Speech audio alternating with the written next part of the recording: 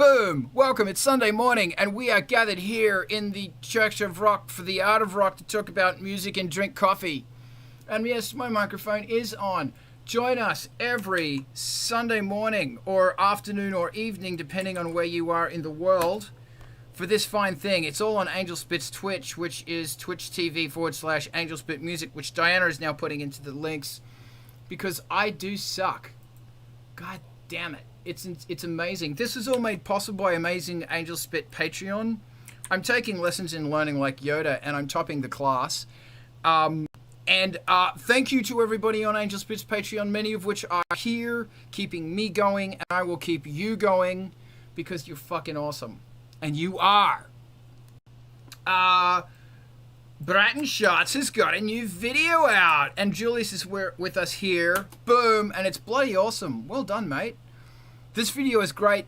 Go knock yourself out. Do yourself a favor and watch this video. I sound like Molly Meldrum. Who the hell is Molly Meldrum anyway?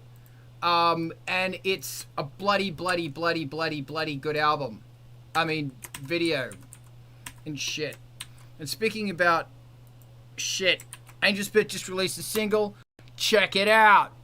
Everybody on Angelspit's Patreon got a free copy. I hope. Bam. Go get it. I actually posted the link there several times. I don't know why. Yeah, I did. Look at that. One's to the t-shirt, which is exclusive, and the other one's to the MP3s, which is bloody awesome. Also, if you like your music dark, fast, and consonant, forget it. MTV TV, man, just fucking go there now, because it's the tits. And if you do a video, send it to that Gmail, and they will play your shit. Do it now. Okay. Everyone, your mics are live, I hope. I hate my life. So here's what's going on. Today, we're going to talk about press releases because it is the most boring conversation in the world, but it's a conversation that we have to have because writing a good press release is oh so very important. Diana, if you could post the link, I just posted a PDF there, and it's just the most boring conversation in the world. Anyway, so I want to thank Planet Damage, who's actually on the new Angelspit release, for helping me with this, because Damage is bloody good at doing a press rollout and everything else. We do these things where we actually have a rundown of everything that goes into doing a release. This is only 1 page worth. When I do a full album, there's 3 pages worth, and it covers everything from Spotify Ad Studio to booking the graphic designer, to getting the videos done, to rolling out a Kickstarter, to getting your shit mastered, and it's got it all arranged by date. And all you do is at the very top, you put in, I'll make this, we'll have a conversation about this sometimes, but you put the date of the release up the top, and it'll go through and tell you, okay, well, you have to have this shit done by this date. It's a lot of fucking work. So, here we have a press release. Now, the objective of a press release is you look at it and it's going to tell you what the hell this single is all about, and all your questions are answered. Ideally, you send your press release to members of the press. Gotta make sure my microphones are working. Oh, yeah. Why was that funny? The way you said it was just kind of sarcastic. Oh, right, yeah. So I tried to hide that. As long as there wasn't any obvious resentment, we're fine. So the trick, I'm going to go through this from the top to bottom. The trick with the press release is at the top of it you have a header, which is based on the artwork, and it's got to look, bam, this is exciting, boom. And that's by Zizzy Zero, who's like this vampire portrait, yeah, in LA, and she's bloody insane. I will then usually have something that's a wild and crazy thing. For example, Angelspit crams 18 months of global insanity into 4 minutes. Then it's going to tell you everything you need to know at a glance about this release. It's going to tell you the name of the band, the name of the release date, the label, and the category number. And like I said, copy this, paste it, save it, and put your information on top of it. So it's going to have the record label and the catalog number of the release, because some places want that. It's going to have the genre, and genre is so mind-blowingly important. I can't bore you with this enough. Then it's going to have call words. For example, harsh, driven, edgy, political, angry, distorted, synth, horror. And then it's going to have inspiration. I don't know why inspiration is there, but Damage said put it there, so I'll do it. So Damage actually ran one of the best industrial goth cyberpunk zines for like 10 years, so he knows his shit. Inspiration is industrial cyberpunk, Mad Max, global clusterfuck. What an inspiration that is. Now with this, when I send it out, it goes in a zip file, and there is a 500 pixel version of the cover, and there's a 4000 pixel version of the cover. It can be 3000, as long as it's high res, low res, which is also a Damage thing, but it's his new album, High Res Low Life. If you haven't heard it yet, it's bloody amazing. It's like constant 40 minutes of non-stop. It's bloody brilliant. And it grows on you too, so you've been warned. Man, I am really pimping Damage today. So, then there's the meat of the release. And in this situation, Don't Know Zero single is Angelspit's 11-track slamming blah, blah, blah, blah, blah, blah, blah, blah, blah, blah, blah, blah, blah, blah. So, once I have this master thing, I am going to paste that onto my website. I am going to use bits and pieces on this to go into my tweets, my Instagram stuff, my feeds, my Facebook posts. All of this stuff is going to be derived from this. And it's going to be the same thing when it goes to the press. The press, because so far I've sent this out, and I've maybe seen 5 or 10 different places where they've put it. Some of them have just copy and pasted it. Some have taken bits and pieces and written their own things around it. But everybody has taken this content at the core, and then they build on it. And this is why it's really important to have a good press release, is because a lot of people who do press stuff don't really have time to, well, I'm going to listen to this track now, and then I'm going to come up with something about this track. I need to come up with this really cool Twitter line or a elevator pitch, as Grim said last week. I'm giving it to you already, with the understanding of you can copy and paste this because it's okay. Then it says the release date, it says who's in the single, everything you need to know. And if you want to talk to me, go to the management, email. Then it talks about the artist. And then there's like all the links and everything else. And those streaming links are very important. So, something else I'll do as well is I will always, wow, is that live? Yeah, look. Yeah. I will always have a website on Angelspit's, a page on Angelspit's website, which is everything you need to know about this album, including the thank yous, including links to the lyrics, all that shit. It'll also have and that is on angelspit.net/musics/albums/DP Don't Know Zero blah. It's called DP because it's derived off the master album, which is Diesel Priest. I was about to say Diesel Press. Anyway, so this is a press release, and I apologize that this is really boring, but next time you send out a video or a something, you have a press release there, so you can just pull information from it. I'm going to throw the floor open to questions. Please ask me some boring questions about this remarkably boring topic. I was going to say, it looks really good. Thanks. Yeah. I did that in InDesign, but you can also do it in Microsoft Word, name dropping there. You can copy and paste the text, which is very, very important. But press people seem to like PDFs. I don't know. Do they like the black background as much? I know that can be a printer. I know that can be an issue for some printers. That's a really good point. I don't know. I used to do white background ones or red background. I do white background ones when it's going to go to press, actually get printed, but it never ever gets printed. And plus, if when I send out the email to everyone, the actual email itself to the press, it will be this. This is exactly what it is as text in an email, and then it'll say download the press pack from here, and the press pack's got the press release and the album cover. I'm also supposed to have a photo of myself, but I'm just not really feeling up to it these days. I don't really like how my face looks right now, because I'm going for that Dune Navigator look. I see plans within plans. So in the press release pack, you could just have a black version and a white version, right? Yes. You could invert them. Yes, you could. Who did the artwork? It looks really cool. The artwork is by Zizzy Zero. She's an LA bloody designer, and her thing is she does kind of vampiric. It's really Eon Flux inspired. I bloody love it. So yeah, I got one of hers. I got it off her as a commission, and it was just an ink drawing, and I had to color it in. And the reason I had to do that, because she colors it and they look great. It's all like splattery watercolor. It's really cool.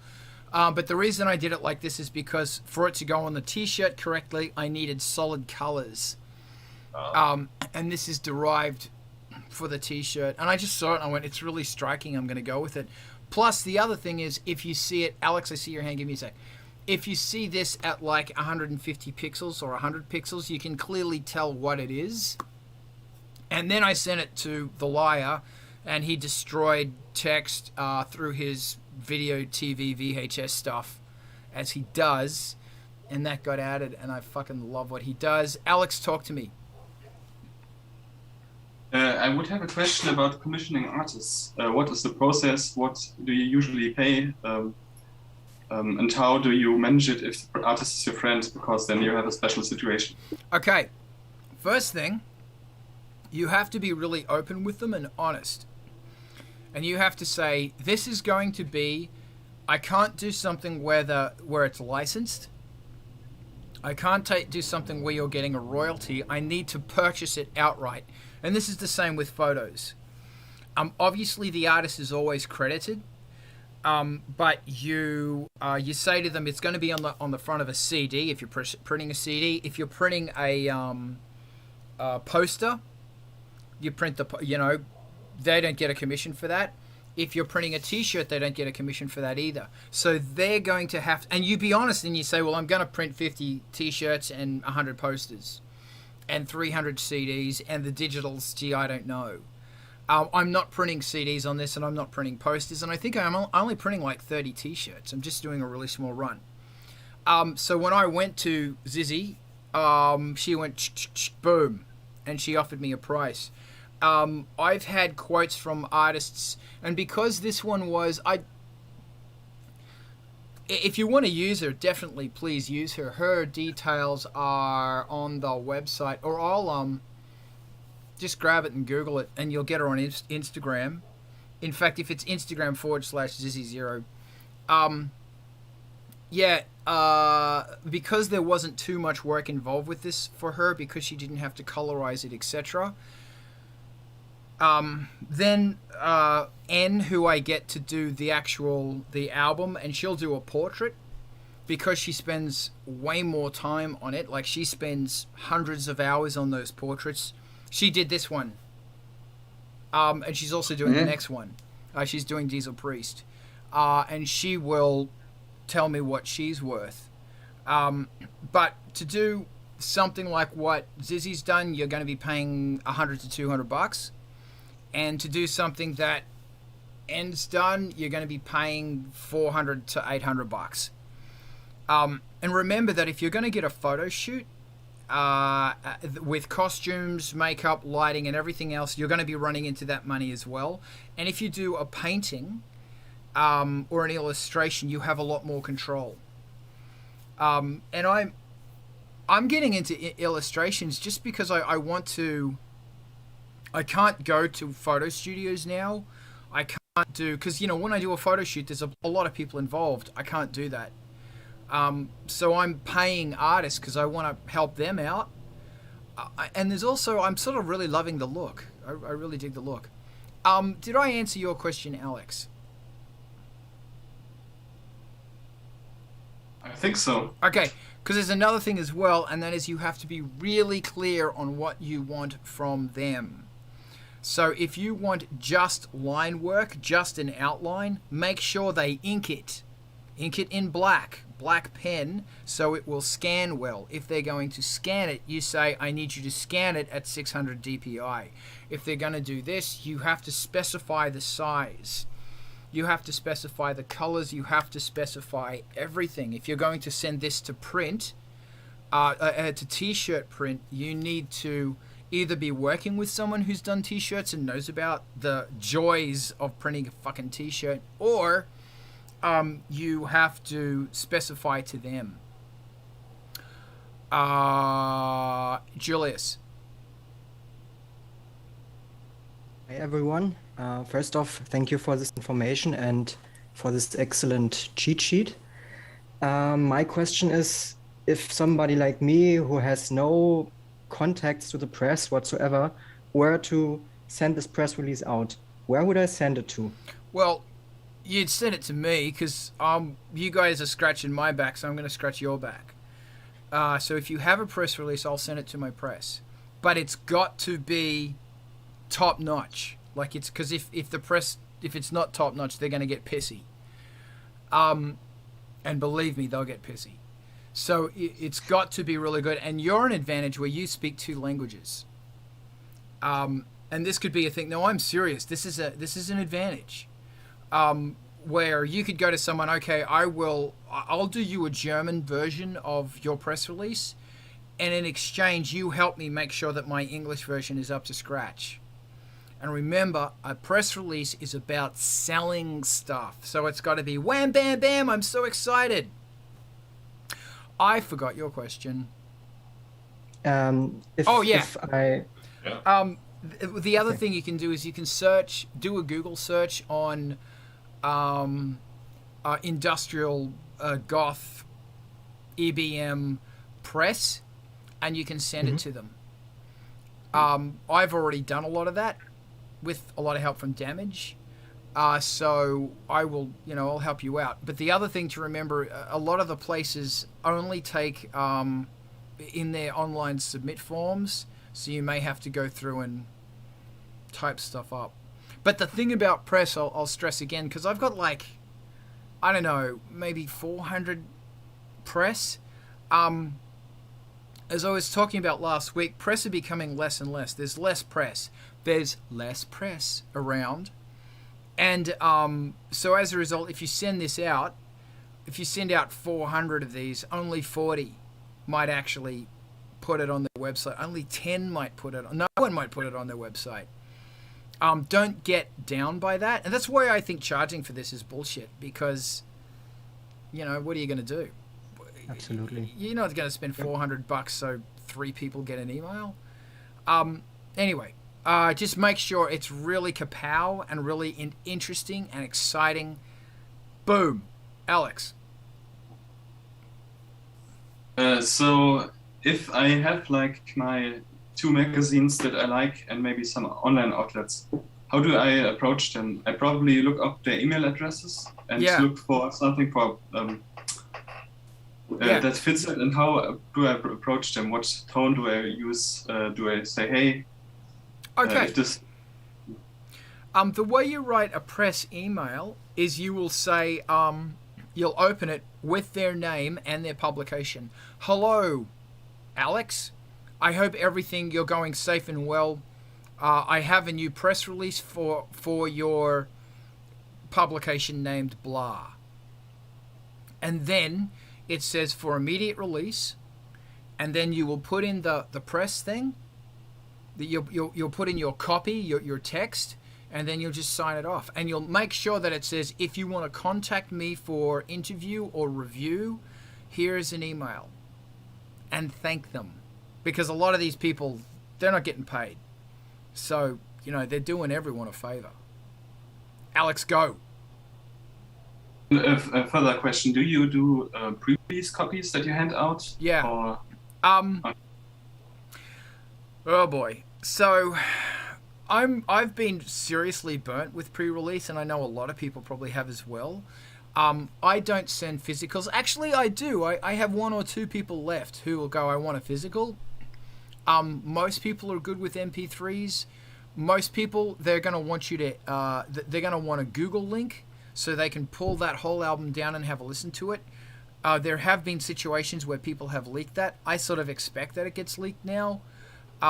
They do not, most people don't want to listen on a SoundCloud because, you go, oh, just make an exclusive SoundCloud or an exclusive YouTube private link. Nah, a lot of them want to have it in hand. So usually when my releases go out, it's a week before or the day of, which is another reason I have a Kickstarter, because I'm blessed to have people like you who support my Kickstarters, and it's going out without stuff being leaked, because shit gets leaked.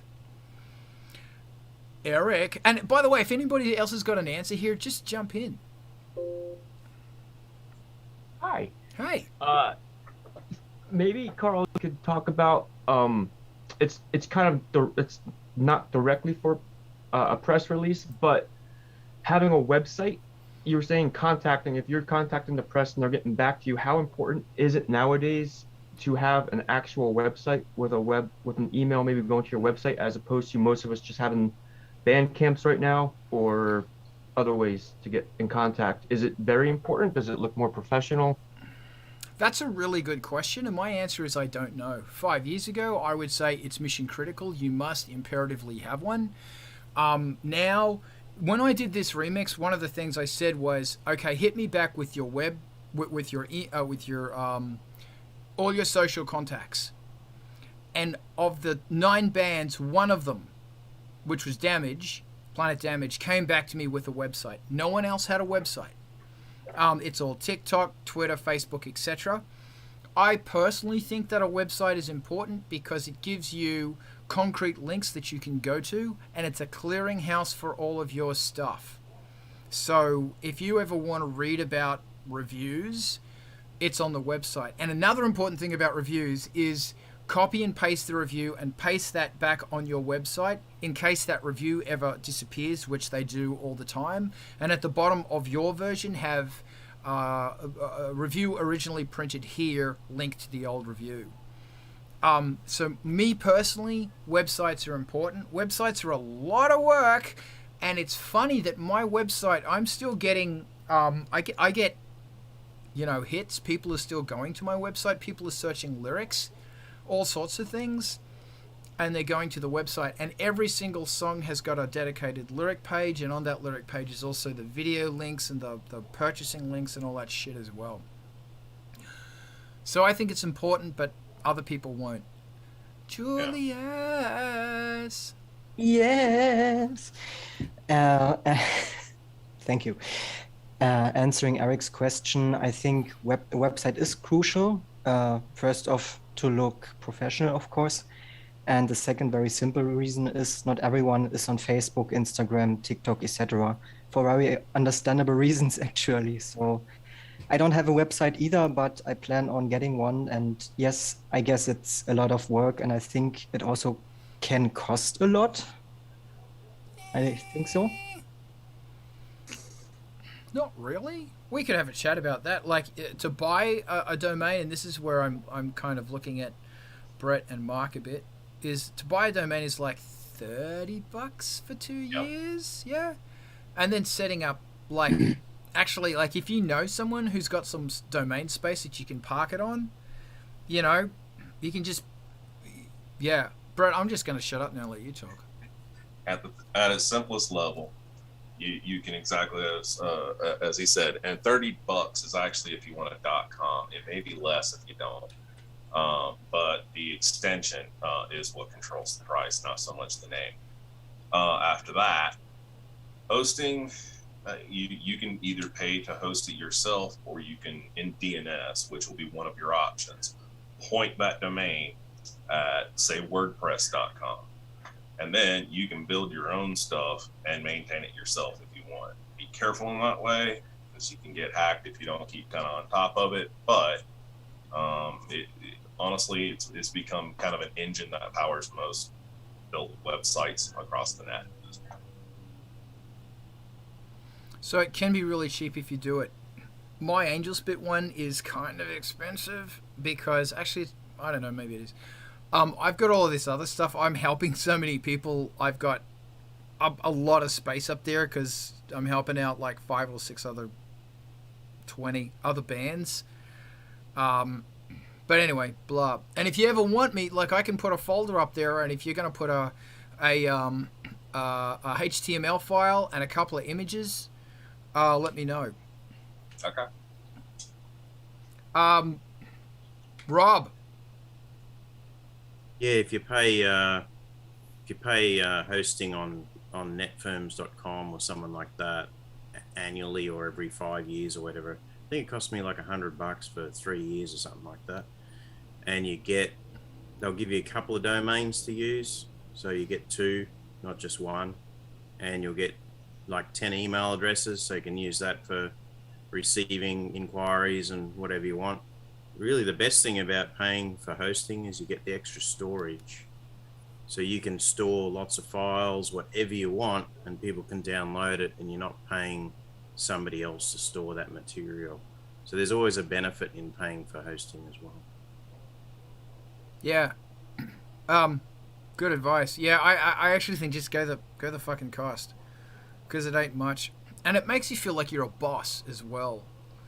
Because, you know, I own a .com. And you feel like a man. Yeah, fuck you, Grim. Go ahead, Alex. A totally unimportant question, but just for fun's sake. Which of you guys think a .band domain is tacky, and which one think it's cool or it's prestigious? Hold on, say that again, I'm sorry? Which one of you think that a .band domain is tacky, and which one of you think it's like okay or even cool? It could be cool. Independent of that, though, you may have actual issues with firewalls and whatnot where location is a problem. So you might geolocate yourself.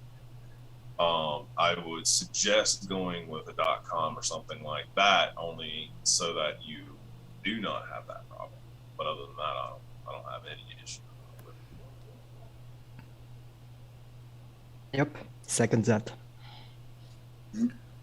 Yeah, I'm gonna say it's a little tacky. Like it's one of the things. It's cool, but it's too much in my opinion. I think it would be cool if your name was Ray. Yeah, okay, I'll give you that one. I mean, I think you can include somethingtheband.com because sometimes that helps for clarity's sake. Like, I'm an avid listener of Dope, but you can't just have like dope.com. That's just like, it's weird. And it doesn't seem like you'd be even in the right place if you search that, but they literally have just like dopetheband.com, so I think that works. But yeah, probably not .band, just because it might get lost in the shuffle. Yeah, I sort of think it's, I don't know, I don't dig it. I mean, like, the problem you've got is every single .com's taken. But .tv seems to be doing fine. But I don't know, I'm talking a bit out of my league here. .co is the alternate extension to .com. I would say if you can secure a .com for your band name, I would jump on it. What I tend to do is I'll snatch up and I do web development, so I've got a number of different sites. So for my band or anything else I'm working on, if it's kind of like important, something that I'm building around, and the .com's available, I'll snatch it up. I'll probably grab the .net. I'm in Canada. I'll also grab the .ca, and that kind of, in my mind, kind of secures my ownership of that name. And I've got it. You can't have it. That's worth it for me. The .com will give you a little bit of a bonus in terms of search engine optimization if you're concerned about that.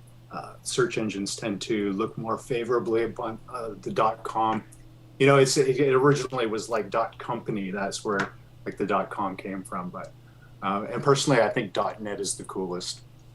My 2 cents. I just want to plug Drake's new release. This is bloody awesome.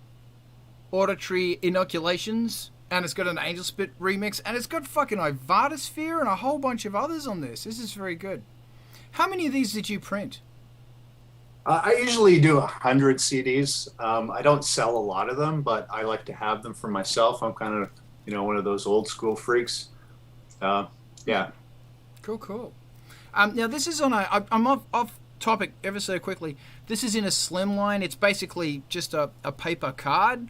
These are really smart because you can send this in the mail for almost nothing because it's really light and it's totally safe to send through the mail.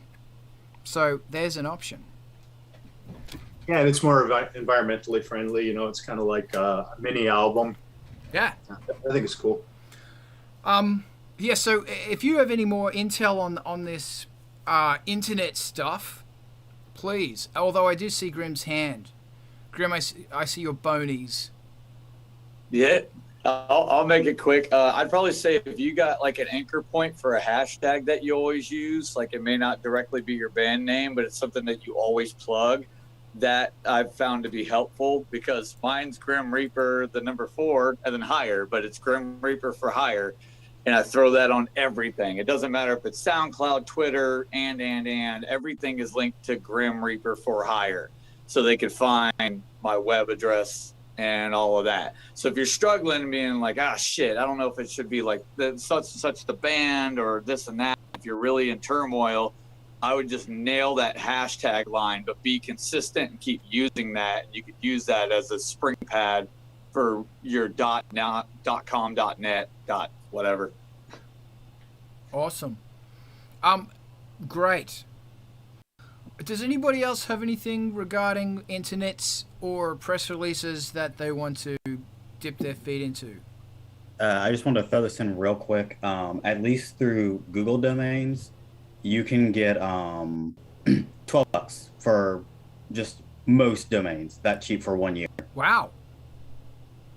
Just throw in like a random short sentence, and it said $12 for blank.com. That's awesome. Thank you. Anybody else, or do we want to fling on over to Mark's amazing? Oh no, I see Grim's finger.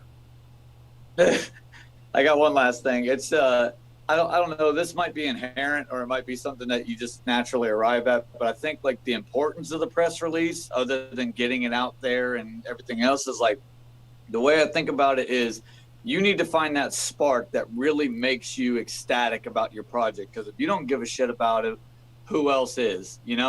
It's like you're usually electrified if you're talking to your friends.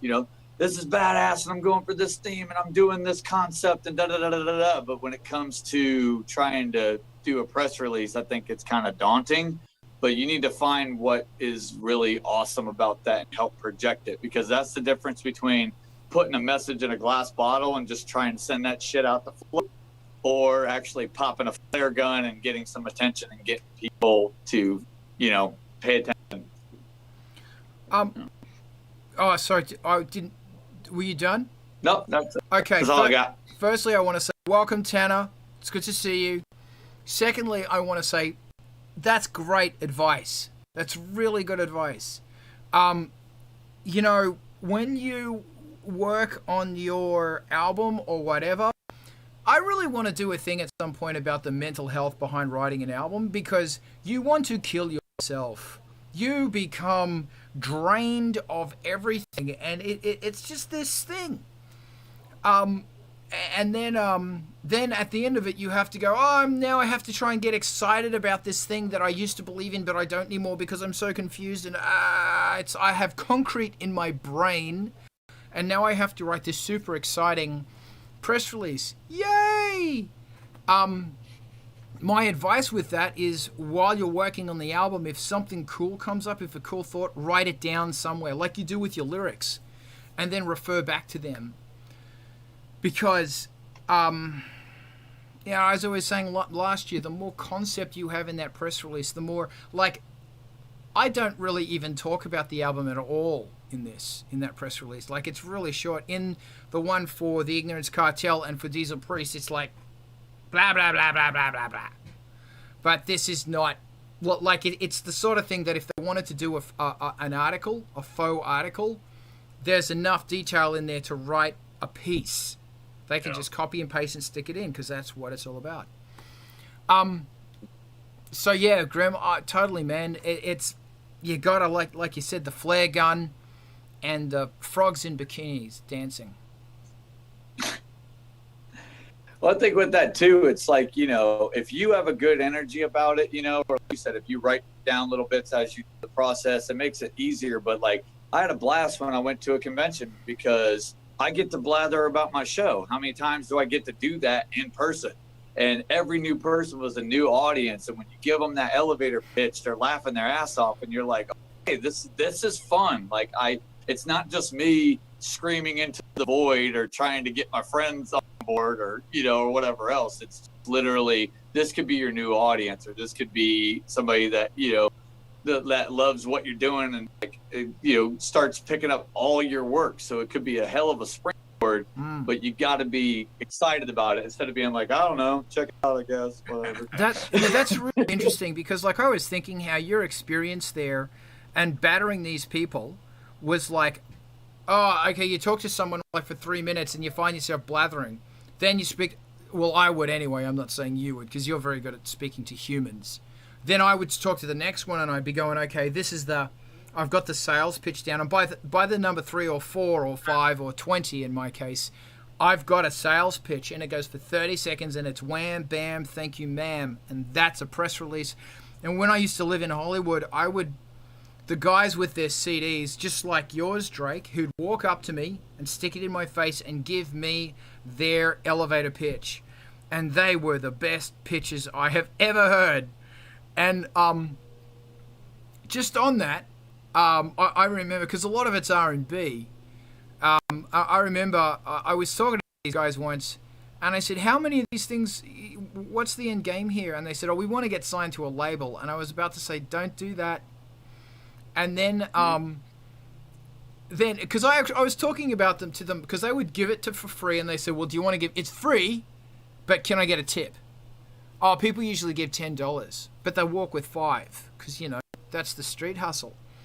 And one of them was telling me how much he'd make $300 to $500 a day.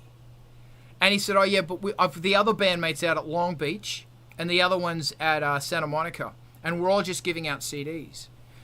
How often do you do this? Oh, maybe twice a week. And it's like, you guys are making $2,000 a week in cash for your CDs. He goes, yeah, something like that. And I go, what are you doing with that? And he goes, oh, we're putting it into press, into recording and all of that sort of stuff. And my first thought is, well, if you were an industrial band, firstly, you wouldn't be out here because there's the sun. Secondly, you'd have all of this stuff at home, so you wouldn't need that stuff. But those guys could hustle. And I said to them, how many are you trying to sell? He said, oh, the record label won't talk to us unless we sold 20 to 50,000. And I said, so your aim is to give away / hustle 20 to 50,000 of these? And he goes, yeah. And I that was one of those moments where I just went, I could be doing so much more.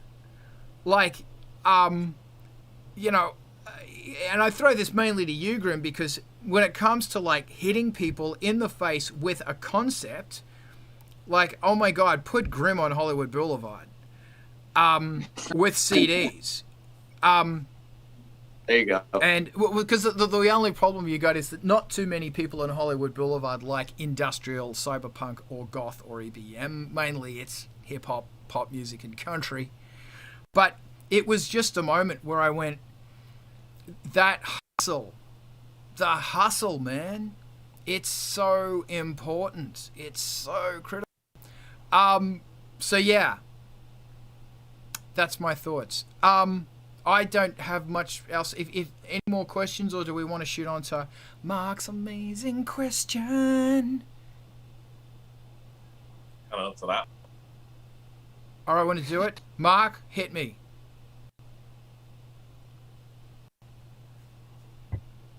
All right.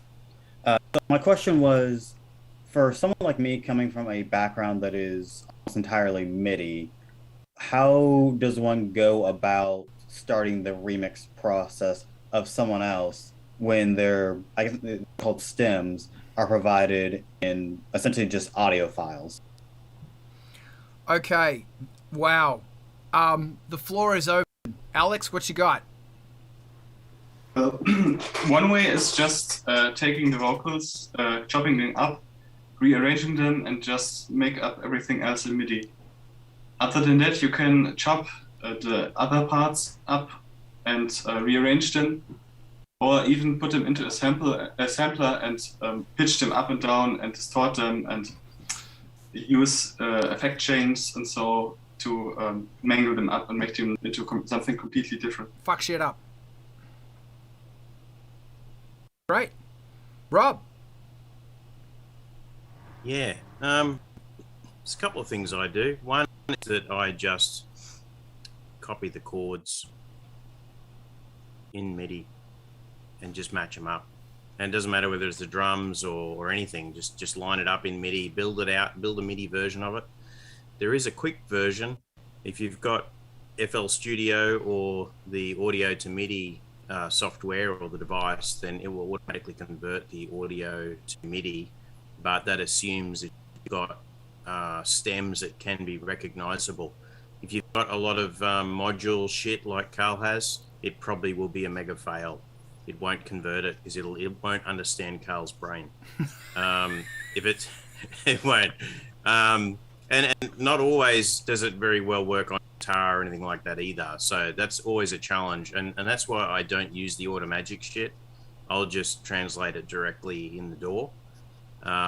Or if you're going to use samples, then cut the shit up and reprogram those samples. That's probably the easiest way, to be honest. It just means that you're going to have to do some editing. And to me, that's actually the fun part, because they're the building blocks of what you're going to create your remix from. So there.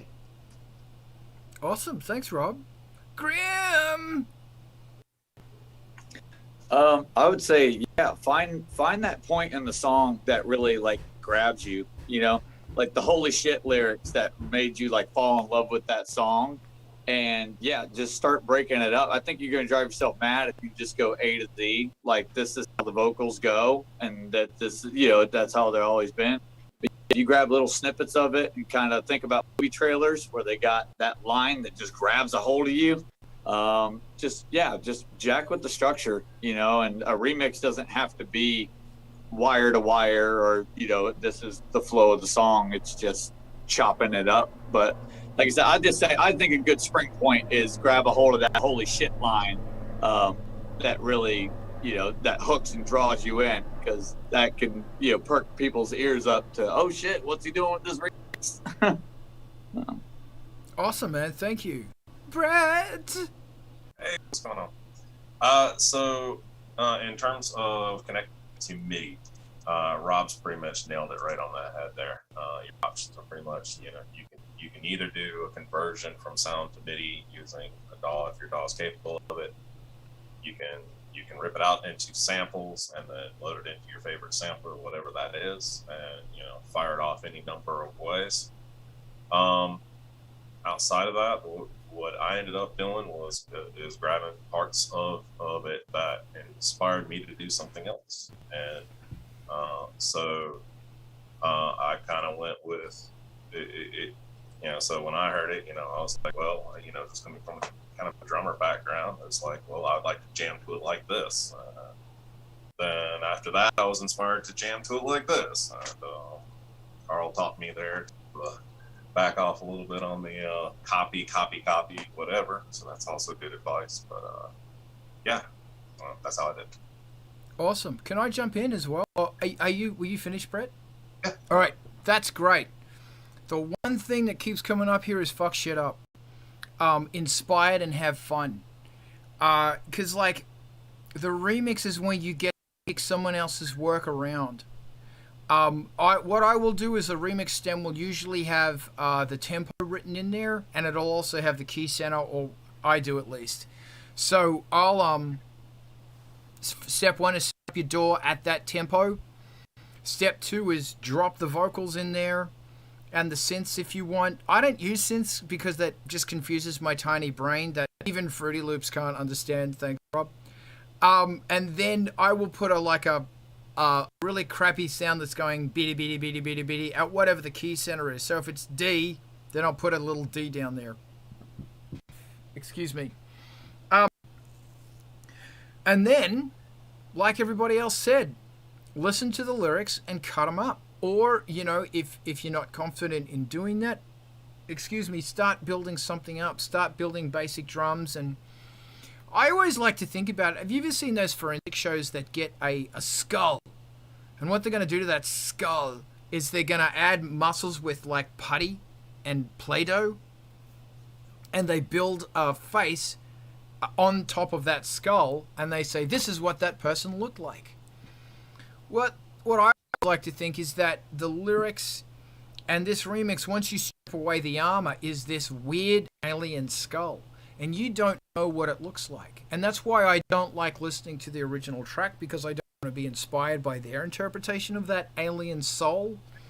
I want to take that raw soul and build something up from it. And some people, like Grim said, it will just be a fragment of words. Other people will just copy the whole thing. I personally don't like that, because when that's on a remix album and you've got like 10 other artists who have also done that, you basically have a whole bunch of songs as opposed to remixes. And that's the whole thing about a remix, is have fun. Fuck shit up. Go into the words, cut them out, and change the order. Come up with a new phrase. It's really fun. Unless the person's really precious about the lyrics, but don't worry about that. Just have fun with it. Fuck with it, and push it, distort it. There are no rules. And you have to be in this really free mindset. And when I'm working on a remix, the first 10 hours suck. The track's crap. It's awful. So if you're working on it, sometimes it's 20 hours. I have never, ever, no, wait, I did one for Chant once, and it was such a good, fucking Chant, Brad's project Chant. It was such a good song, it just went like that. I did another one for Baal as well, and it was the same situation. It was so brutal, it just worked.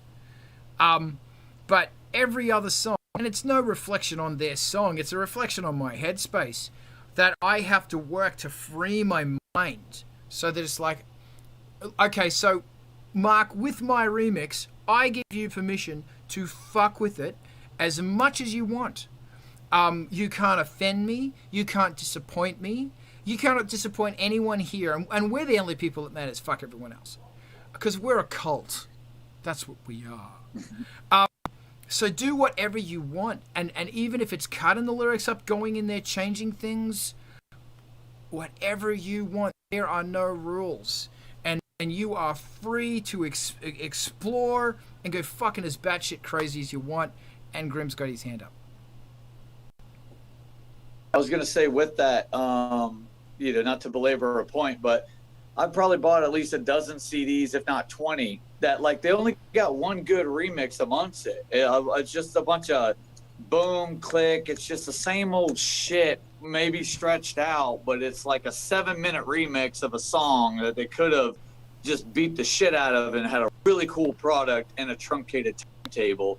But like I said before, I think it's just finding that piece of song that you love. Like, for instance, if there's a remix of Ambassador that just kicked in with shotgun poetry is meant to burn, death tastes like metal, it's supposed to hurt, you'd be like, oh shit, you have my attention. And the rest of the remix is just chaos, you're like, fuck yes, I'm down.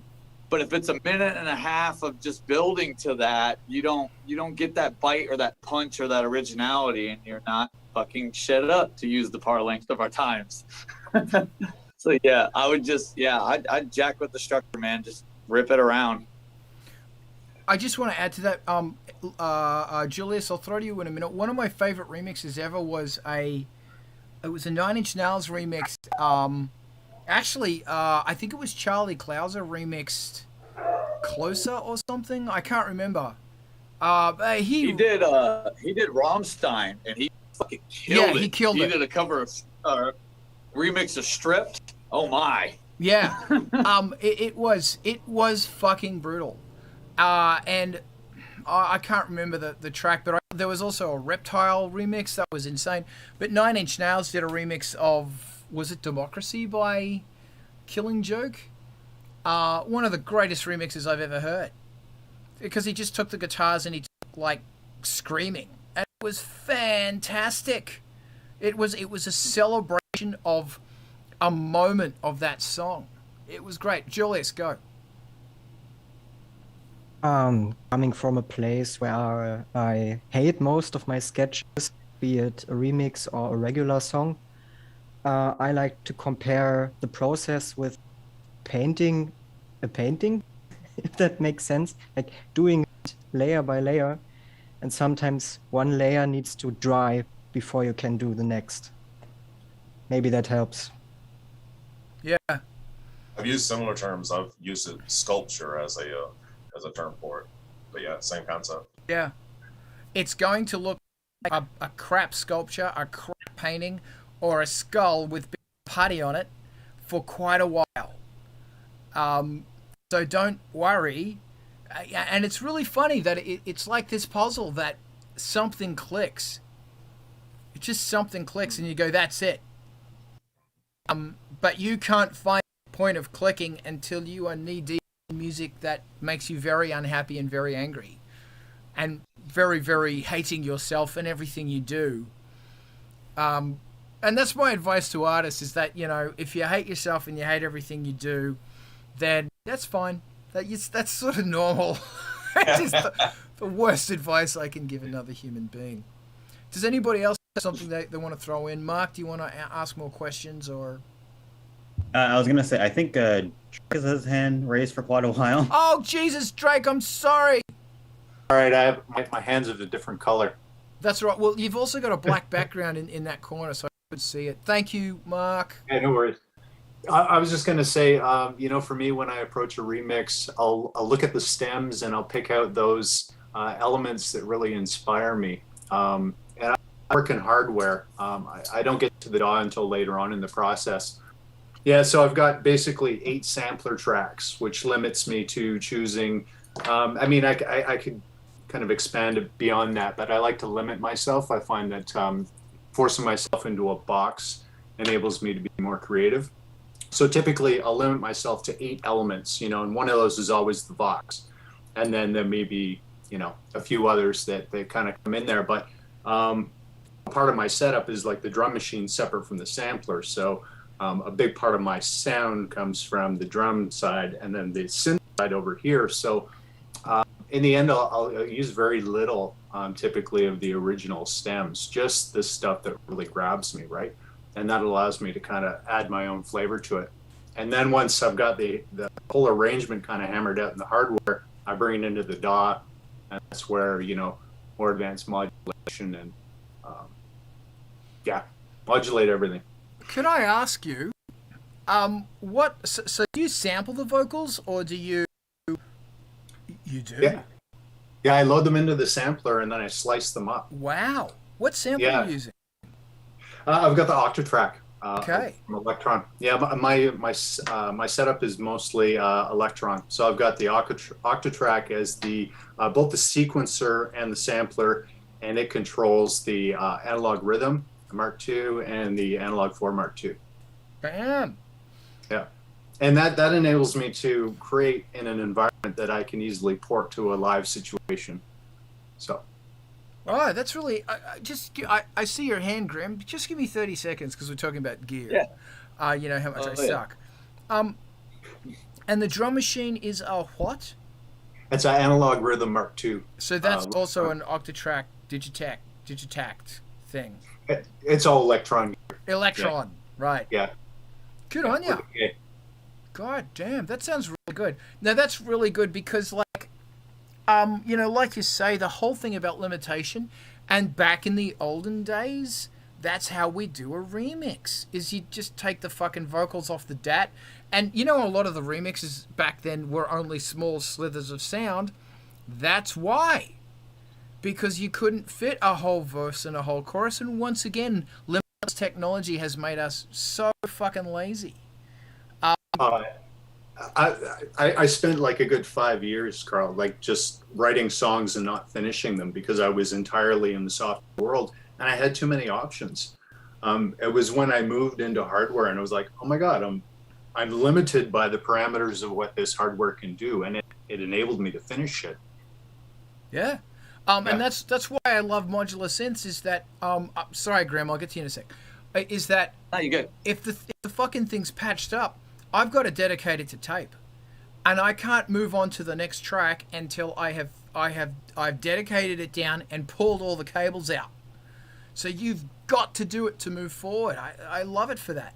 No, that's awesome. And, you know, there's a nice challenge as well, is that, you know, use the old gear that you have. And, you know, Mark, the synths that you have there are so strong.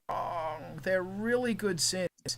And I think one of them you've got the vocoder option on your little ulterior thingy. Yeah. Great. Use it. Yeah, it's pretty cool. Vocode the drums with vocals, or the vocals with drums, or with noise, or whatever. And if you get stuck, fuck with sound. Don't worry about the shit. Just fuck with sound. Grim, I see your bony finger. I see your bony finger. What I was gonna say was, recently I just had a bunch of stuff streaming. I had old Blip streaming, and Zoog from the past was talking about writing lyrics, and more specifically that David Bowie would load a bunch of randomness into like a generator, some kind of auto generator, computer, and it would spit out. Yeah. So I don't know. Maybe there's an algorithm for being like, I'm gonna do a remix, but I'm gonna take the vocals and maybe throw it through some algorithm that's like a shredder or a reorganizer, and maybe the first line it spits out is a tagline from the song or something that you kind of dig on, or hell, I don't know, print them out and just start going crazy with a whiteout pen or Sharpie. You know what I mean? Just like blindfold yourself, boom, boom, boom, boom, boom, and then pick out lyrics. I mean, I think you could have some fun with it if you mess with the structure of it. You know what I mean? Yeah. So that way you just pull vocals out. So that way you're not going, shit, what's the starting point? What's the line? What's the line? You could just be like, there it is. Okay. Can I just very quickly reply to that? I did a remix once where I went through, cut the vocal up to 16ths, and I randomly went through and I grabbed one of those cut up 16ths and pulled it down, slapped them together, and in doing so I pulled in breaths as well. So the person went like that, and it was the coolest fucking thing, because I would never have thought of that. I put a beat in there and it just had the funk. Brett, tell me about the from hell. I was just gonna say, in regards to the reduction of stuff in order to be creative, I kind of had to take a little bit of the opposite approach. Not entirely though. The way I did it was, yes, physical hardware instruments, actual guitars, actual drums, actual bass. However, where it came to recording, just my process is give me as many mixer tracks as absolutely possible. And what I'll do is I'll sit there and I'll go through and I'll be like, yes, this is where I'm going to give bass 10 channels. I might not use them all, but I'm going to give it that. I'm going to give drums channels. I'm going to keep going all the way down the chain for each one of those. And so on the mixer, it looks horrendous, but it's a virtual mixer. That's kind of the advantage of being able to use all those tracks. You do have to keep it clear in your brain, and you can limit yourself with other stuff if you so desire. Awesome. This is a great conversation. Please, anybody else, if they have something they want to contribute, please let me know. My first introduction to remixing was, I think it was probably 1991, and it was The Prodigy, Breathe. I played that song to death when I was a young larrikin, and I never got enough of it. And so I thought, fuck this, I'm going to make my version of it. So I cut it all up in Audacity. There was no stems or nothing. It was just the track as you hear it off the album. And I loaded it all into a mod tracker in DOS. I had this old IBM computer running MS-DOS with the mod tracker. I think it was Scream Tracker or DigiTracker or something like that. And I ran that through, and it was the fucking bomb. I then listened to my version of it for about a year until the zip disk that I saved it all on crashed with the click of death, and I lost it forever. But anyway, recently I got this Motif ES7 keyboard, fancy, expensive synthesizer. I got it at a government auction, and I thought it was trashed. And I thought, yeah, I'll pay for it, I'll bing, and then I'll repair it. Well, it turns up door delivery in perfect, immaculate condition. Fuck off. Yep. And I think I paid $500 for it. And I turned it on, and I thought, let's learn myself this frickin' computer interface. This is fancy commercial technology. And I spent maybe an afternoon learning to use the built-in door, and I had YouTube playing all my favorite song lists on TV while I was doing it on my couch. And I played in Massive Attack Teardrop and to learn how to use the door. And it sounded fucking awesome. I didn't sample anything. I just recreated what I could hear on television with the Motif. And I was really impressed with the workflow in the actual box. Didn't use anything else but the keyboard. And I know it's an expensive piece of equipment that nobody can afford, but it was fucking amazing. And the only thing I had to do was lay down my own lyrics. So I laid down my own lyrics, and it was about mastering and the virus and all that sort of shit. And I've never released it because I thought, oh yeah, I'll probably get done for digital media copyright. But you've given me the idea. I have to release it as a remix, even though it's a creation and my lyrics. It just sounds exactly like Massive Attack Teardrop. That's great. But yeah, working in the box and limiting the box, that's probably not a fair example because it's a pretty fancy box, but I love limiting myself to hardware. It creates skills and juices. Mm-hmm. Yeah, that's great. Alex, what you got? To add anecdotes, I have my first remix was a Lady Gaga remix for a local radio station for a remix competition, and back then I had neither software nor hardware. So what I did was I used Audacity and used the tone generators to generate patterns and put that rhythmically under the vocals. It didn't sound any professional or like even good at all, but it was so unique, and I hate myself for deleting it, never sending it in. That's my first remix that I unfortunately didn't finish, but I still love that remix even if it's gone. All that hate and write another one. Yeah. It's really funny that when you do your first remixes, here's Tanner again. When you do your first remixes, there's always something really fantastic about them. And there's always something really like, you go back and you listen to them and there's just something raw, magical, and untamed. Welcome, Tanner. It's always good to listen back, and I will listen to remixes I did 20 years ago, and there's just something about them, whereas he has no idea what he's doing and everything's hardware.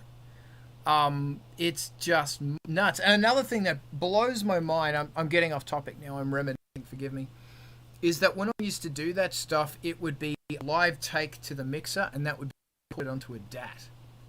That's how you did it. You didn't dump it onto your DAW and go in and compress and EQ and fix shit up. Everything was set on your mixer, and you pushed go, and it was that take. And that's something else I really miss about. Oh, God, I'm sounding like an old fart now. I really miss about the madness of doing it that way. It's great. Tanner, it's good to see ya. What's going on? Talk to me. Hey, it's funny that you just mentioned that because I got two little groove boxes. They're a drum machine and synth machines, and it reminds me exactly of that. So I spend hours creating these loops, and then I put them together, and then I do the final take with my vocals, and then that's the song, you know? And I have some songs that are like that. And I was actually raising my hand. I want to know, is that good? Yeah. Do you approve of that? I approve. But I mean, if I approve, that's really, I'm not going to do it, then fuck you.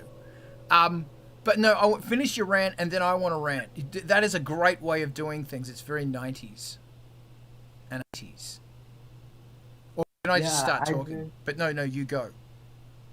Yeah, with this one, I wanted it to be different than my last three albums, because my last three albums are like on the grid, looking at a screen, and then now I'm looking at these two, groove boxes, and I have them connected to a synthesizer, an Urbis, a Dreadbox Urbis. I kind of don't use my DIY one as much. I'm saving it for something. But I run it through that thing, and then I do like several different tapes. And then my most favorite one with the synthesizer, I use it with my vocals. And then I send that to the master, and then I'm holding on to them. There's like a couple of them. That's brilliant. Can I just quickly, firstly, I bought a Dreadbox thing the other day because it was yellow. It was very yellow, and I went, I need that. I need a phaser that's yellow. And I was actually eyeing out, I'm just drawn to yellow at the moment. I've been eyeing out your armbands, Grim. God, I just love yellow and black. It's just I'm going through a striper phase or something. I don't know.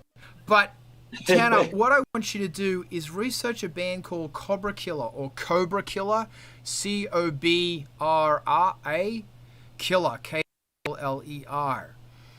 From Berlin, and these 20 years ago, but they were signed to Atari Teenage Riot. They were the digital hardcore, and they were two girls from two of the bands, and they were really fucking heavy, serious, terrifying bands.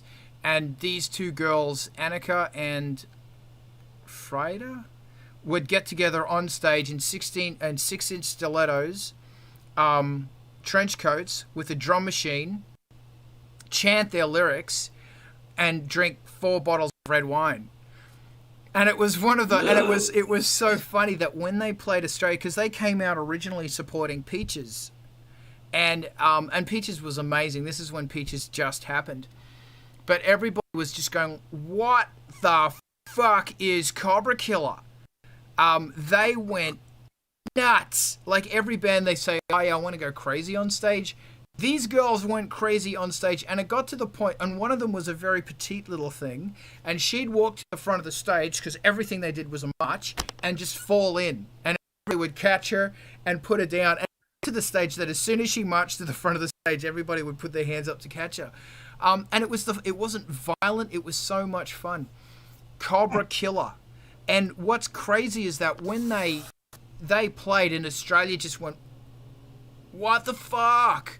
And then they came back, and they went ballistic, and all of these tiny bands with 2 pieces, 2 microphones, and a drum machine popped up, and Angelspit was among those bands. So check out Cobra Killer. They were, and still are, just fucking insane. And I should try and find a link. Graham, talk to me in your hot sleeves. Hey, so I was just throwing an idea out there. So in the film world, every now and again, you get people from various colleges and, groups and whatever, but they throw out something and they say, hey, it's a 48-hour film festival, point blank period, from concept and writing to storyboarding to filming to editing and scoring. You do the whole thing. You do it in 48 hours, you know, come hell or high water. You do it, you get it done, and that's it. There's no late additions. There's no turmoil. There's no poring over the edit for months on end. It's just boom, boom, boom, boom, boom. And sometimes I think that could be a good approach to a remix, you know, to where you're like, to hell with it. I'm doing it. You know, I'm going to fuck this up as much as I possibly can. And then I'm just going to send it, you know, because sometimes, you know, the best remixes aren't like for you to pore over or agonize over. You know, you might be surprised at how many people dig it if you just get it done and leave it the hell alone. You know, that's just my gut feeling right now. That's a great gut feeling. Does anybody else want to add anything about remixing or anything else?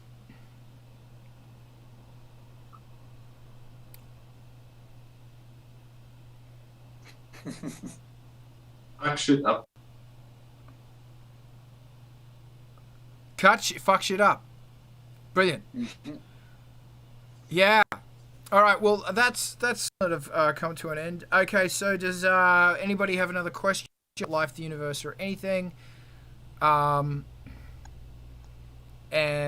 go. Oh fuck! Really? You ever heard of this thing called the 7-minute pause? The what? 7-minute pause. The 7-minute pause. Yes, I have. Yeah. I thought you said the 7 menopause. What the fuck is that? Somebody else said something, and I rolled over them. Vince? I have an idea. This may be a larger discussion for after the live meeting, but I say those of us that are in these meetings that make music put together an industrial mixtape. I'm game. I'm all about it. And we need to fucking basically put in Spotify links, and all of us have to push those damn tracks on. Like each of us puts in a song, and we pimp the shit out of it. I'm all about it. Yeah, I'll do it. All right, it's done. I think we should do a Spotify playlist for our group. I think we talked about this, didn't we? Yes. But a certain member of the band, who's a slack bastard, didn't do that. But I'm sorry. I know. We know, seriously, we need to do that. So let's hang around afterwards, because you know that way, everyone's going to be pushing a track. Yes. Does everybody have something on Spotify at the moment? Yeah, I do. I have my old stuff. The Hangin' Raven I'm working on now. I have the single on Bandcamp. I'm gonna have it on Spotify probably this week. All right, cool. Let's do it. Let's set up a Spotify playlist, because I was supposed to do this and I didn't because I'm a bastard. But we're gonna hang around after we go offline, and we're gonna have a quick chat. And just actually on that, Spotify is a really excellent way of. Yeah, I know Spotify's the devil. Whatever, I don't care. It's a fantastic way of getting your music out there and having a linkability to other bands like you and your other tracks. It's awesome. It's bloody good. All right. Alex. Do you determine which bands are like you, or does the algorithm do that?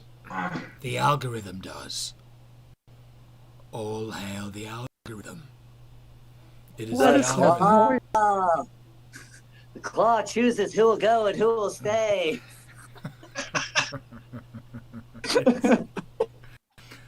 Yes. He's like, get off me, you zealot. Yes, it is the all-knowing algorithm. So you don't get a choice. You know, the algorithm's a curious thing. A very curious thing. I'm not going to go into that spiel now because it has nothing to do with music. I am using circuit tracks and circuit rhythm by Novation as my drums and synths, and I run them through the Ubis 3. Hey, what is the Ubis 3, Erebus 3, Tanner? It's a cool monosynth. So what is it? It's You the want me to monosynth. show you real quick? Yes. So it's a monosynth. All right. Good hair, I love it. Thank you. There Here it you go. is. Wow. Bam. It's sexy. It's very I sexy. love it. I love their colors. Purple and green are Yeah. very confronting. It does a lot though. Like it's so random too. Like each time I play with it, it's something different. Like it never gets old. Does it have Like- MIDI? Yes. Wow. Yes. It has MIDI. Look at that. But no USB. That's the downside of it. That's weird. Yeah. Dude. How much was that? That was like $600, but it was on sale for like $530. Bam. So obviously it has distortion and all that sort of fun stuff in it. Yes. Yes. Like it's like a god. I'm not gonna lie. Good.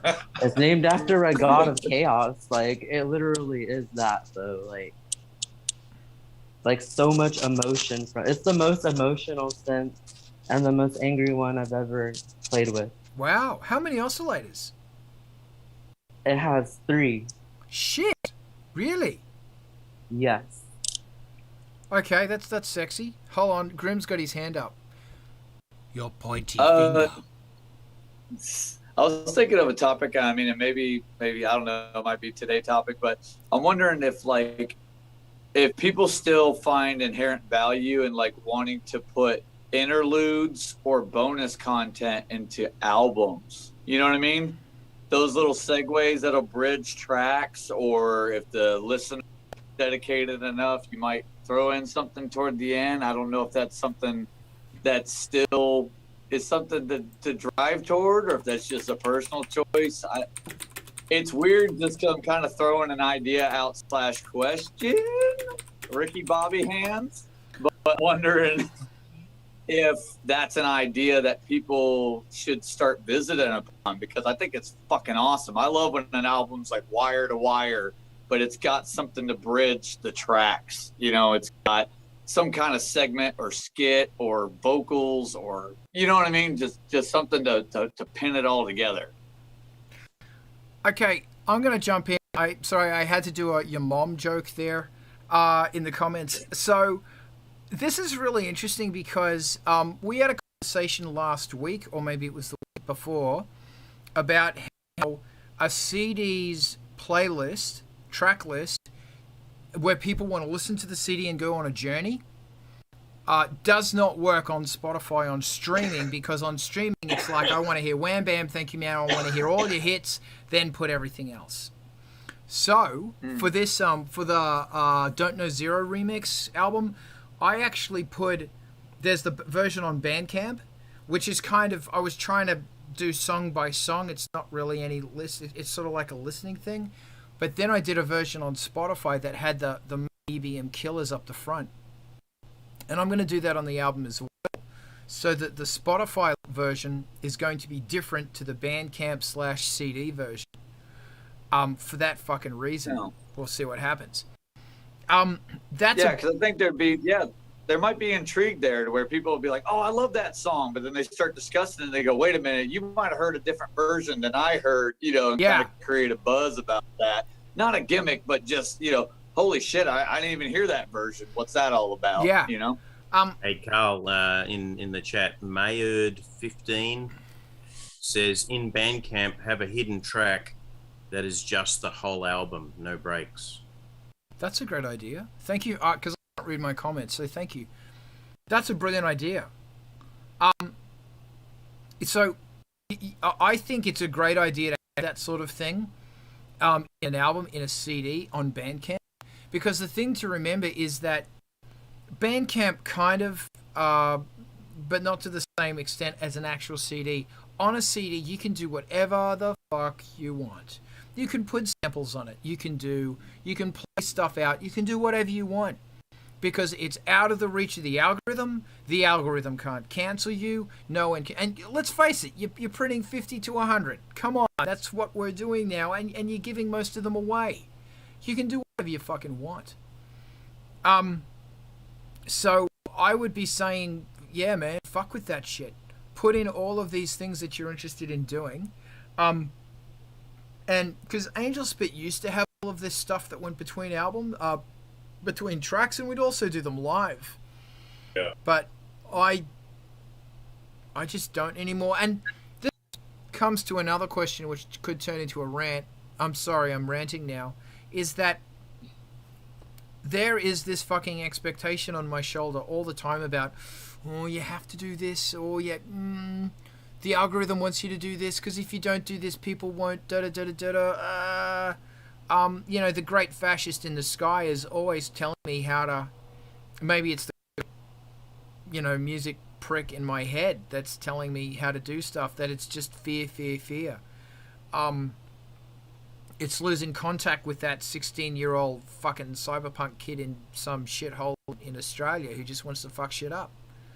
That Just didn't be make... s- Sorry? Just be subservient and everything will be okay. It will be. It'll be just fine.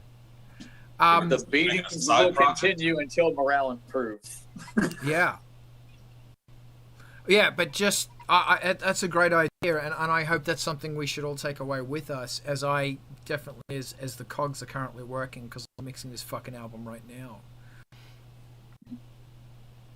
I think it's something extra to look forward to. You know, it's like, you know, I love an old Chumbawamba CD because during an interlude to a song, it's got a guy drinking at a bar, but he says, I only recognize two tunes, Silent Night and God Save the Queen. And I only know which is which because one of them everybody stands up for. I was like, that's fucking amazing. I love it. That's a very good accent, by the way. Grim, that was brilliant. That's funny because there are some samples on I had to take them off on this new album. I had to take them off. No, rules are rules, dude. And if I don't, I will get in trouble by YouTube. And we're not having this conversation, Brett. Yeah, I know. Yeah, I know. Where's Adam? Where's Adam? I don't know. Where is Adam? His ears are burning. But yeah, it's really cool that on a CD and especially on a vinyl, you can do that shit.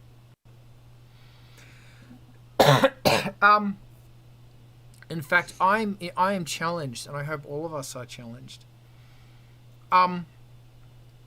Give me something. What do you got? Somebody else answer that. Jump in. That was a good question. Yeah, I came into, well, I think this started off with the continuity thing, right? And I think for me, one of the most brilliant albums that came out that had that continuity thing happening was The Fragile by Nine Inch Nails. You were going to say Fragile, go on.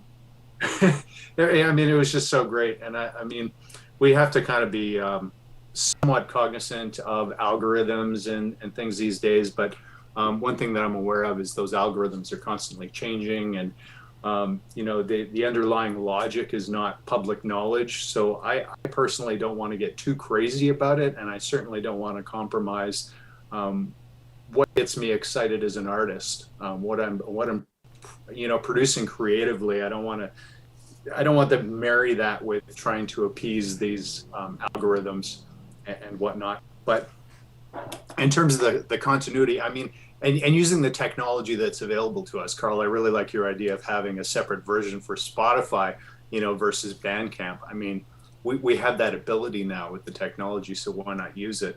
I've got these 2 tracks actually that are from way back that I really enjoy, and I keep wanting to release them, but they don't fit into the current collection of tracks. I had a friend just recently recommend that I put them on the next album as hidden tracks, and I was like, brilliant, I love that. You know, that just takes me back to the 90s when you know, that was first kind of employed. You know, I think it's great, so I'll probably end up doing that. And then you release them as B-sides on the singles, if you want.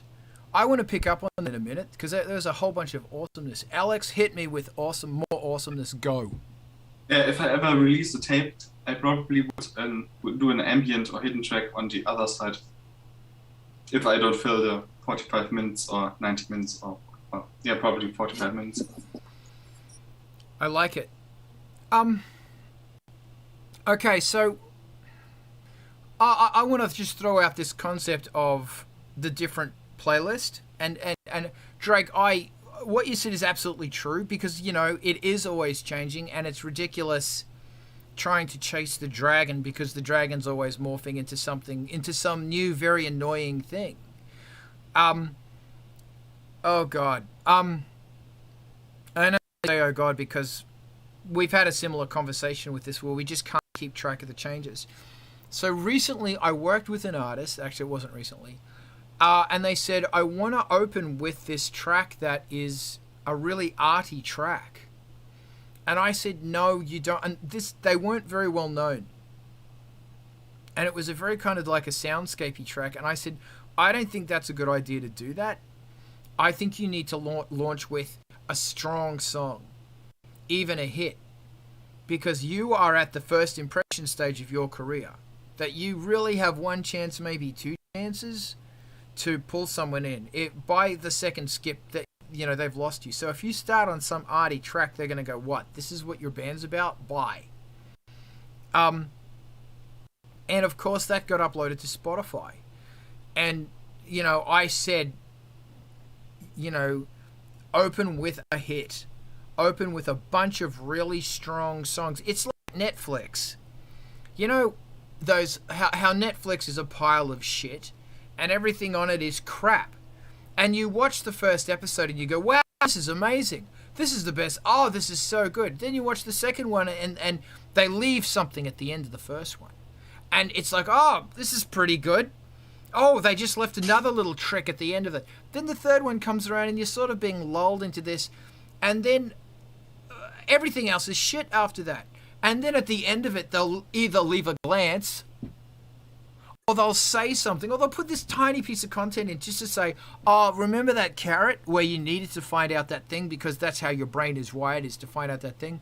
We haven't forgotten about you, and we'll probably tell you about it in season 4 unless we get cancelled. But in the meanwhile, we're just going to reduce this to some dumb fucking soap opera to really offend your intellect because it's dumb shit, and Netflix is dumb fucking shit. And I think that's where where we're at. That's where we're at, because we're watching this shit. And I think there is a lesson to be learned here, that you, with the Spotify is the radio. That's what it is. The radio didn't play that arty track of yours. The radio aren't going to play the B-side unless it's Triple J. The radio isn't going to play one of those, oh, it's a really cool track, but it's not a hit. The radio isn't going to go, this track, it's really close to me. The radio is going to say, I want to hear Take On Me. I don't want to hear whatever that fucking song is at the end of side 2 by Aha. I want to hear Duran Duran, Hungry Like the Fucking Wolf. Hit, hit, hit, hit, hit. That's what the radio wants, because that's what the people want. And hey man, fair enough. I love those two previously mentioned tracks 40 years later. Love them. 35 years later. So I think that there's something, you know, that we got to bite the bullet here and look at it, because I think the algorithm is being driven by, I'm now talking out of my ass, is being driven by what the clicks in the general public are saying and the skips. And as a performer, you do not have the luxury. You get 1 or 2 skips, man. That's it. You get 1 fucking skip if you're lucky. Don't let them skip. Go for the fucking kill. In that case, wouldn't it make more sense to kind of just release songs at that point, just instead of albums? We had this conversation last week, and it's a really interesting idea. So the good thing about an album is that there is this balance of price, that it will cost this much money to create it, and more people are going to purchase. In our genre, people are into albums more, I've found, than singles. But if you've got an album, there's already 4 or 5 singles, maybe, on that album already. So what you do is you just release them as a single. And when you upload it to your agitator, about 2 weeks later, you get this little announcement in Spotify saying, hey, we just noticed you're about to release something. Do you want to push something to the DJs? Do you want to push something to the playlist? And you go, as a matter of fact, I do. There's the headline track, push it out. Then you make a press release and out it goes. Then you make a video or something and you send it to MTV TV. Then you get on everyone's case and you use that single as a device to push people's awareness of your band, your product, your album, your single, your video, go. That's why I think singles are better, albums are better, because you stand to make more money. You can still do I think some bands do the single a month. I think that's way too much. It's way too often. I learned that the hard way. It's got to be every 2 or 3 months, because it takes 6 months. 3 to 6 months to dissipate, hey, I've got a release, and then for those ripples to reach the side of the pond. A month's too short, I think, personally. And the problem is you're going to get exhausted. Your audience don't give a shit. Audiences don't really care after release number 3, I think, as well. I'm very lucky to be surrounded by people that I'm up to album 10 and people are still giving a fuck. I am so fucking lucky. I'm going to stop ranting. Julius, go. Sorry, just asking, where does this number come from? Like, out of my after bum. Album number 3? Sorry? Out of my bum. It came out of my bum. I pull it out of my ass. Okay. It's me. It's me. You should know this by now. No, seriously. Okay. If you look at so many bands, why do record labels usually only sign you for 3 albums? Sometimes 5, but usually it's 3. The option for 2 more albums. It's because that there is this, it's new and fresh. As soon as you put out an album and it's great, people go, oh, wow, that's great. What's the next one going to be? And if your next one, oh, man, writing your second album is the worst thing in the world, besides writing your third one. There's this thing that bands are only perceived to have this, or maybe it's the audience just don't give a shit after 3 albums. I don't know why it is. It's a thing. I could be wrong, but it's a thing I have noticed constantly. And I've spoken to so many albums about this. Am I getting too passionate here? About how keeping people interested and reinventing yourself without losing your initial thing, and then they go, oh man, but I like Crunk House so much better. I don't know what this new shit is. Keeping them interested. Why did they only make 3 Star Warses? Star War-I? What's the plural of Star Wars? Star Wars. No, that's stupid. Fuck off. They only make 3 Star Wars. No. They only made 3 Star Wars. It's Star Warses or Star Y. The first Star War. That would be the singular. Yeah, but no, the movie it's called Star Wars. There's no such thing as a double plural. They made a trilogy, okay? They made a trilogy. Wow, hold on. Firstly, fuck you, Brett. Secondly, fuck you, Rob. No, this is a legitimate question that our generation aren't asking. Maybe this is the whole problem. Maybe this is why we're so fucked. We don't know the plural of Star Wars. Think about it, Grim Talk. Oh, okay. Speaking of stars and spatial disruptions, I'm going to channel Zoog from the past again. I think, how do I truncate this? Okay, so I got a buddy at work. No one truncates on this. What are you talking about? Yeah, right? Well, I'll get to it, but Thank you, Mark. I'll say I got a buddy at work that was disheartened recently because he goes, for fuck's sake, man, I was a drummer in a band. I thought that was going to lead me to the life. We were fucking killing it. The label's doing good. Then they had the huge housing market crash in 2008. They had a complete shit show, and the label called them up while they were on tour and said, that's it, pump the brakes. And they're literally like, they got somebody to be honest, but they said, we're feeding the money to the bigger bands, and the little guys get the fucking axe.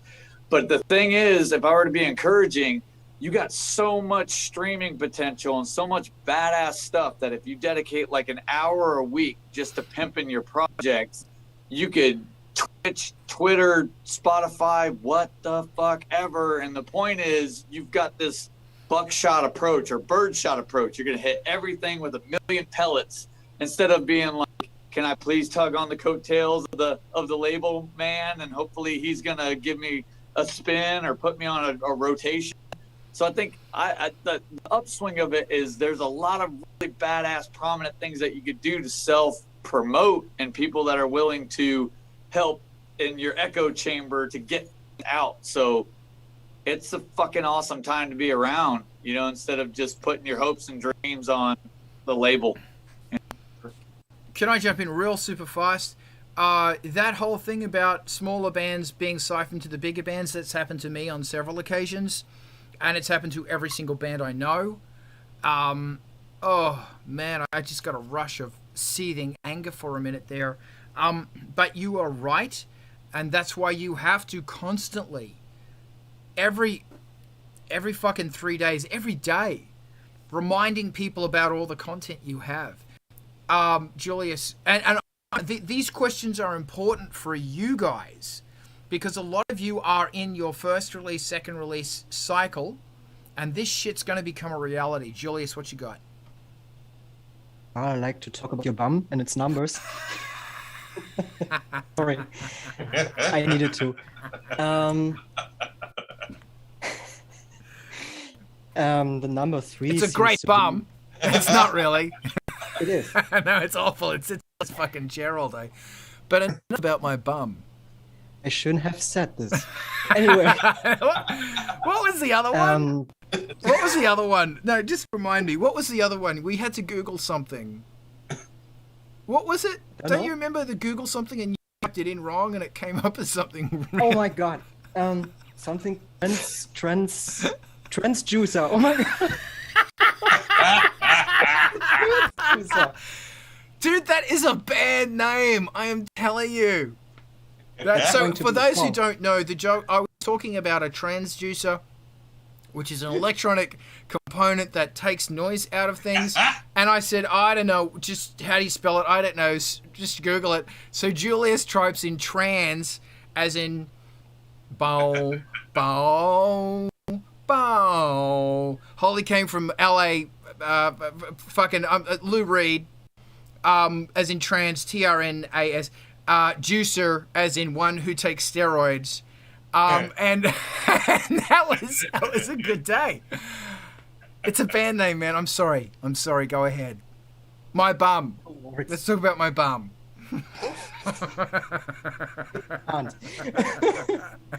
Okay. Can we be serious? No. Yeah, the number 3 seems to be kind of a magic number in the music industry, because I heard an interview with Rammstein once, or Rammstein, and they were talking about their third album, Mutter, and they said it was the most difficult album to write, and they almost split up in the process. I can't comment or have much knowledge about this because I'm currently working on my second release. But I believe the first album is actually the easiest, because you have so much raw energy going on there.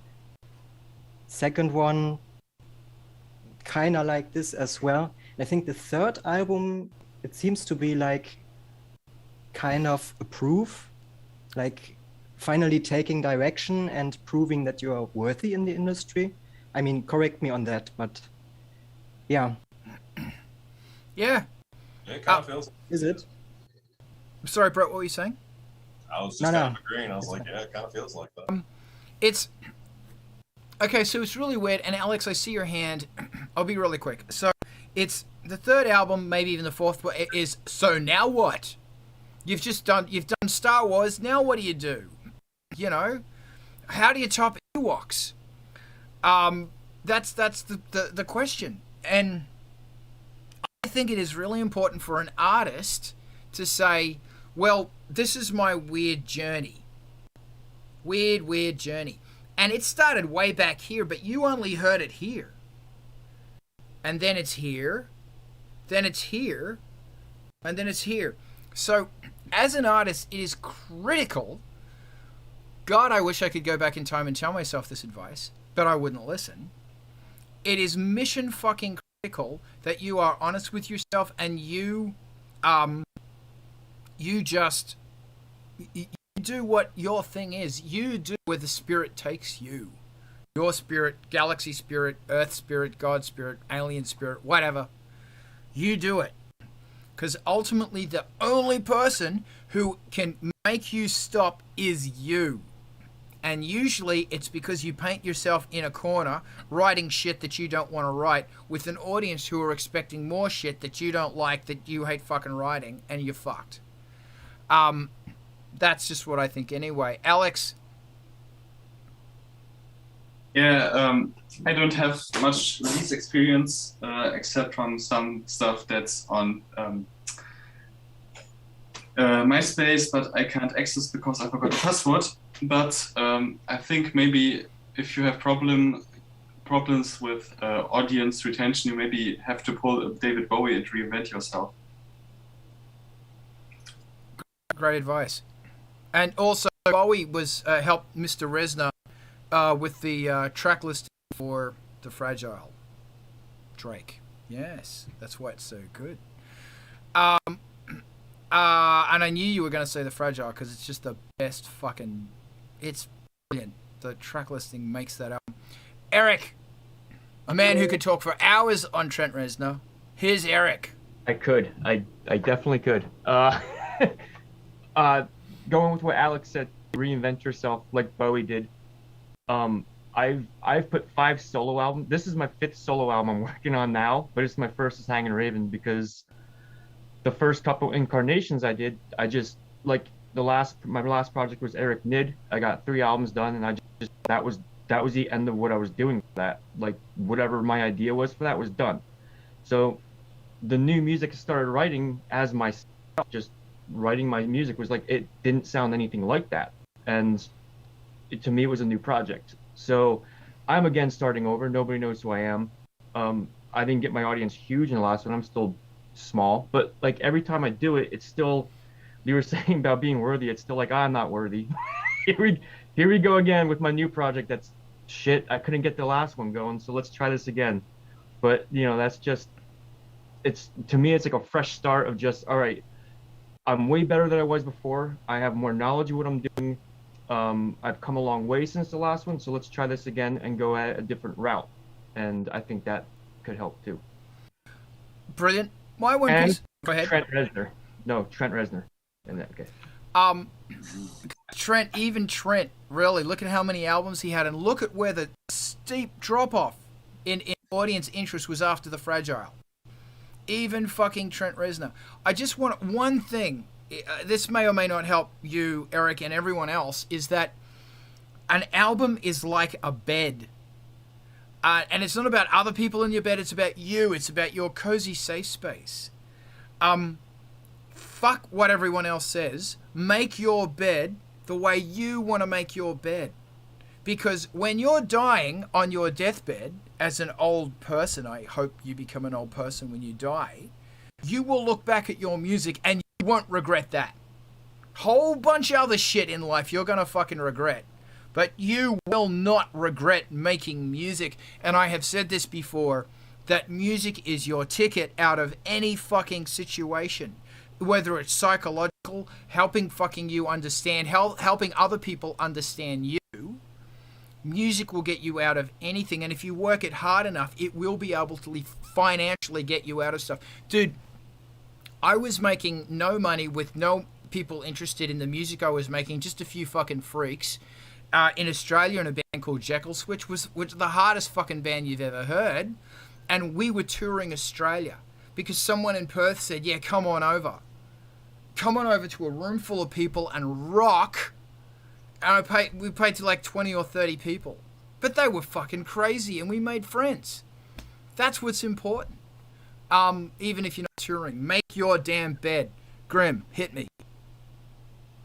I was gonna say, yeah. On that note, it's if you got to reinvent yourself occasionally, that's not a bad thing, because if you feel like you're gonna force it, then it could be complete shit, Like Gary Newman, everybody knows him from like Pop Hits and Cars, but he came out with this dark, brutal album, and he kicked it off with a song called "Everything Bleeds," and everybody's like, "Holy shit!"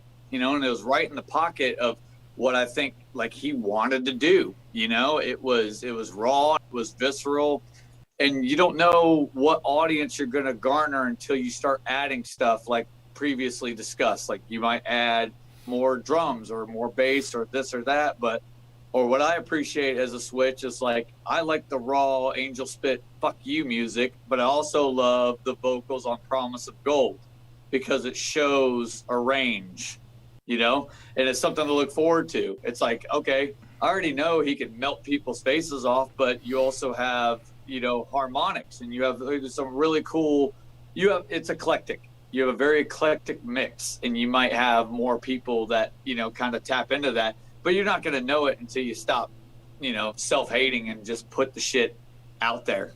So On that, I'm just going to mute the mics because I want to tell you guys something without telling anyone else. Hold on. Back in a sec.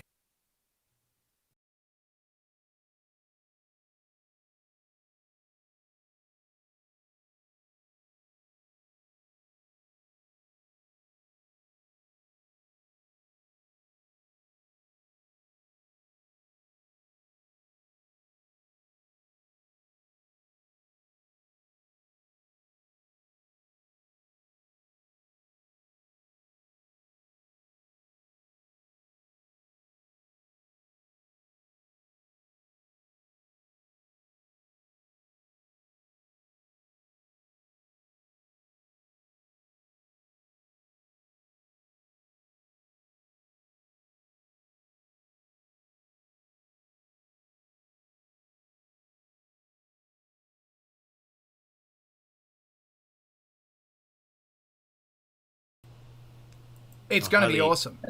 I highly recommend watching the show Count Me In. Yep. Google it. It'll it'll reconnect you with the power of the drummer. All right. Watched it yesterday. Mike's alive. Thank you very much. Sorry, everybody. I just needed a personal moment. Yeah, so thank you. So fuck shit up. We were in the middle of a spiel and I just stopped it. Someone, go, spiel, now. Hey, I was gonna, what Eric said really resonated with me. And I think for myself personally, I don't think I'm ever gonna reach a point where I'm like, I've learned everything there is to learn. And I will, I've reached that point. I think I'm always going to be trying to better what I'm doing, trying to evolve. Yeah, I don't think we can help but evolve, and to become stagnant is kind of like worst nightmare for me. So yeah, I think, as my path sort of progresses, I'm always seeking out other artists, other engineers to learn from, and I'll watch all kinds of stuff. I'm always trying to consume more so that I can learn more and be more. And like I said, I don't think there's any end point. It's kind of like maintaining that Zen beginner's mind kind of outlook. Which goes a long way to keeping egos in check as well. So one thing I like to do in that regard is listen to horror movies.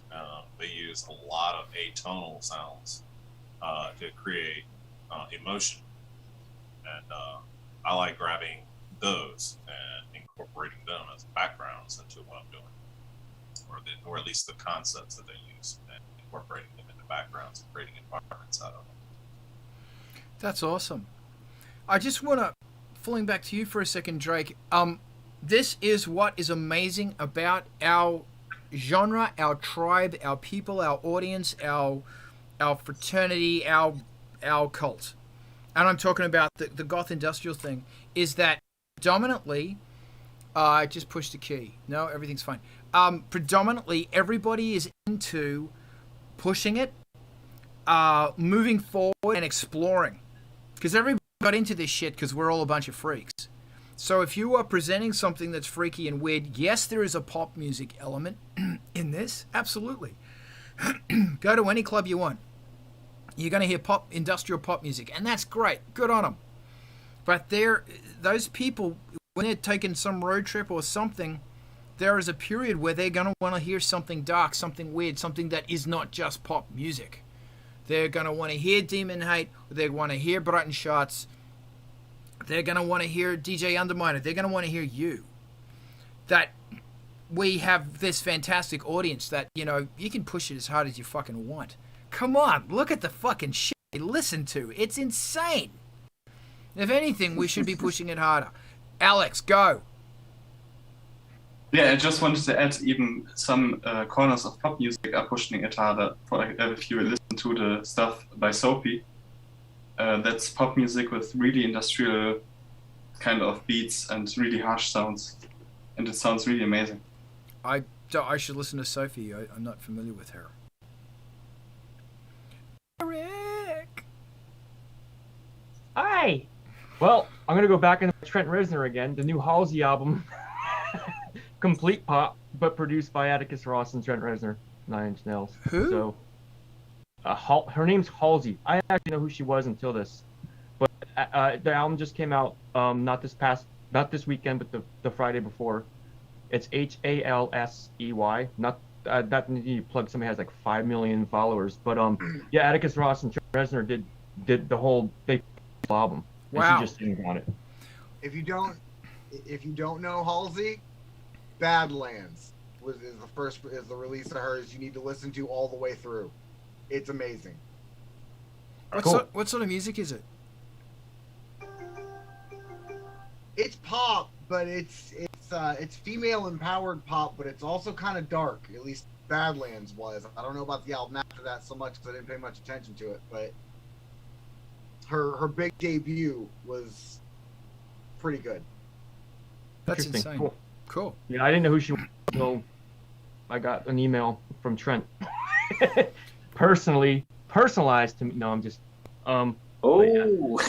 And there's also another. I actually love Melanie Martinez. Is fantastic, and she's a pop singer, and everything is dark that she does. All the beats are like dark, but it's pop, and she's huge. And if you're not familiar with her artwork and everything, she's like chopped off doll heads, and it's Alice in Wonderland went down like a different acid trip. Like it's pretty dope. I really like it. Good Send me stuff. a link. Take it, Brett. Go ahead. I was just asking for a link if you got it. I haven't seen that one, but I've seen the Danny Elfman one. True, that's really good. That's industrial. That's with Trent. Yeah, so it's awesome. This new music's happening. I'm getting close to time. Was there anything else anybody else wanted to bring up? Because we're gonna hang around on the chat for a bit after the stream stops. Did anybody else want to say hammer? All